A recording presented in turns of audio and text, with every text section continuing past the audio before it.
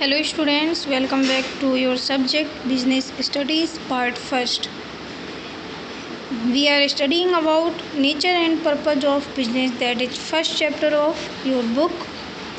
In the last videos we have discussed about the classification of business activities. In that video we have discussed about industry, which is a part of business activity. Business is categorized by primary, secondary, tertiary.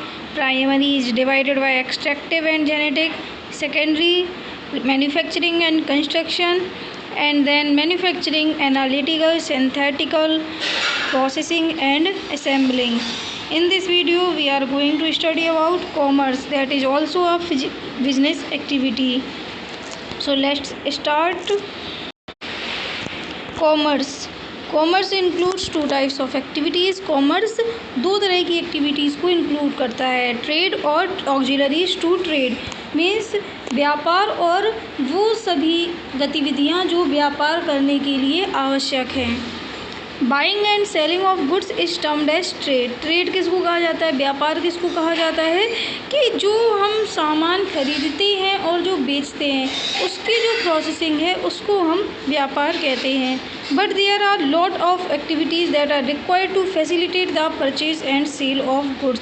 लेकिन बेचने और ख़रीदने के अलावा भी कई सारी ऐसी गतिविधियाँ हैं, ऐसी एक्टिविटीज़ हैं जो हमें सामान के प्रोडक्शन और सेलिंग के लिए ज़रूरी होती हैं. दीज आर कॉल्ड सर्विसेज और ऑक्सिलरीज टू ट्रेड. इनको हम बोलते हैं सुविधाएं जो व्यापार करने में सहायक हैं. And include transport, banking, insurance, communication, advertisement, packaging and warehousing. और इन सभी सुविधाओं में कौन कौन सी सुविधाएं शामिल हैं? जस्ट लाइक ट्रांसपोर्टेशन, सामान को एक जगह से दूसरी जगह ले जाना.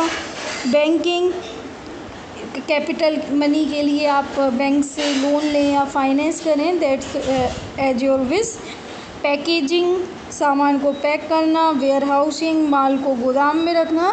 Commerce therefore includes both. इसलिए जो कॉमर्स है वो इन दोनों चीज़ों को इंक्लूड करता है, मीन्स ट्रेड और साथ साथ auxiliaries to trade. Buying and selling of goods, चाहे सामान को खरीदना हो या बेचना हो. Trade as well as auxiliaries such as transport, banking etcetera. और इसके साथ साथ ट्रांसपोर्टेशन और बैंकिंग को भी इंक्लूड करता है. Commerce provides the necessary link between the producers and consumers. Commerce का काम क्या होता है कि जो प्रोड्यूसर्स हैं, मीन्स जो सामान का उत्पादन कर रहे हैं, माल का उत्पादन कर रहे हैं, और जो उसकी खपत कर रहा है, मीन्स कंज्यूमर. सो प्रोड्यूसर और कंज्यूमर के बीच में जो इंटरेक्शन होता है, जो लिंक होती है, वो कॉमर्स इनहेंस करता है. It embraces all those activities which are necessary for maintaining a free flow of goods and services. और इसका काम क्या होता है कॉमर्स का कि सेलिंग और परचेसिंग तो होना ही चाहिए, और इसके साथ साथ उन सुविधाओं को भी फैसिलिटेट करना, उन सुविधाओं को भी मेंटेन करना जो सामान की कंटिन्यू परचेसिंग और सेलिंग के लिए ज़रूरी हों. Thus, all activities involving the removal of hindrances in the process of exchange are included in commerce. और इसमें वो एक्टिविटीज़ भी शामिल हैं जो कॉमर्स को करने में या जो इस तरह की गतिविधियाँ करने हैं उसमें जो प्रॉब्लम्स आ रही हैं उनको शॉर्ट आउट करना भी शामिल है. The hindrance of persons is removed by trade, thereby making goods available to the consumers from the producer. जैसे लोगों की समस्या क्या है कि उनके पास सामान उपलब्ध हो, तो इसके लिए क्या करते हैं, कॉमर्स का काम क्या है कि कंज्यूमर को मार्केट तक सामान उपलब्ध कराना. Transport removes the hindrances of places by moving goods from the place of production to the markets for the sale. और जो ट्रांसपोर्टेशन का काम क्या है, वो सामान को प्रोड्यूसर से लेकर मार्केट प्लेस में कंज्यूमर को बेचने तक का काम करता है. ट्रांसपोर्टेशन का काम क्या है, सामान को एक जगह से दूसरी जगह ले जाना जिससे कंज्यूमर्स उस सामान की खपत कर सकें, उस सामान को परचेज कर सकें.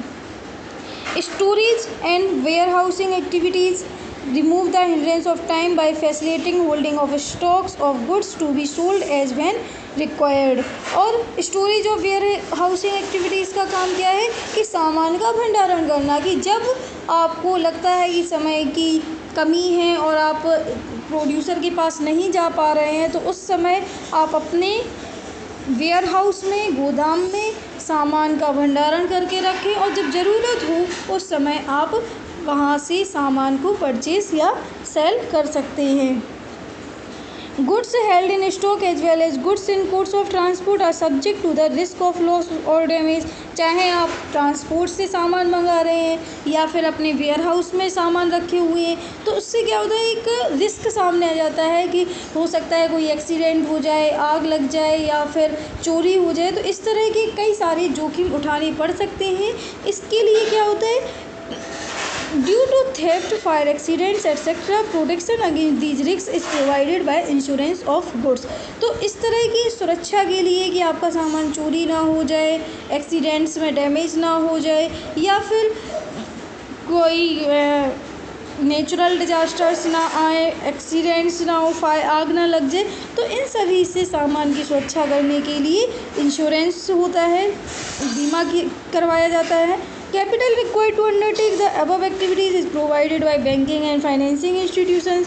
और जो हम ये इतना सारे गतिविधियाँ कर रहे हैं, एक्टिविटीज़ परफॉर्म करने वाले हैं बिजनेस में, तो उन सभी के लिए एक पूंजी की आवश्यकता होती है जो हमें बैंकिंग और फाइनेंस इंस्टीट्यूशंस के द्वारा प्राप्त होती है। Advertising makes it possible for producers and traders to inform consumers about the goods and services available in the market। इसके अलावा एडवर्टाइजिंग का काम क्या है कि एडवर्टाइजिंग क्या करता है कि जो सामान प्रोड्यूसर्स प्रोड्यूस कर रहे हैं उसके बारे में कंज्यूमर्स को अवगत कराना, कि उनको ये बताना कि वो सामान और सुविधाएं उनके खपत के लिए उपलब्ध है।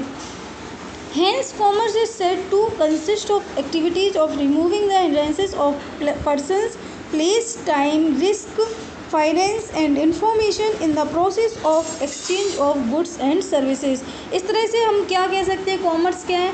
कॉमर्स व्यापार तो है ही, और व्यापार के साथ साथ होने वाली जो गतिविधियां हैं, insurance, transportation, banking, communication, advertising, इन सभी गतिविधियों को भी शामिल करता है जिससे व्यापार करने में हमें कोई भी प्रॉब्लम्स ना आए।